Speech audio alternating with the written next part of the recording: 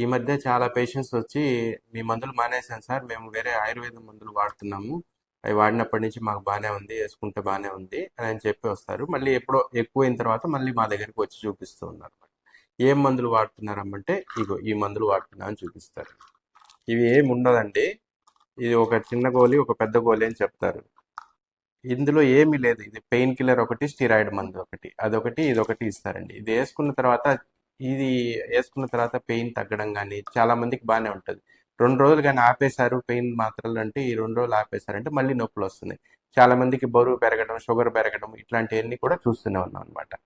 So ఇవి ఊర్లు చాలా ఊర్లలో, ఈ చుట్టుపక్కల ఊర్లలో అన్ని ఊర్లలో కూడా ఈ మందులు అనేది ఊరు తిరిగి వాళ్ళు అమ్మేస్తున్నారు. చాలా మంది పాపం పేషెంట్లకి ఇవన్నీ తెలియక ఇవి తీసేసుకొని వాడుకొని మాకు వేసుకుంటే బాగానే ఉందని చెప్పేసి చాలా ఊర్లలో, అసలు మా దగ్గరికి వచ్చేది కొంతమందే, కానీ అసలు తెలియకుండా చాలా మంది వాడుతూనే ఉన్నారు అనమాట.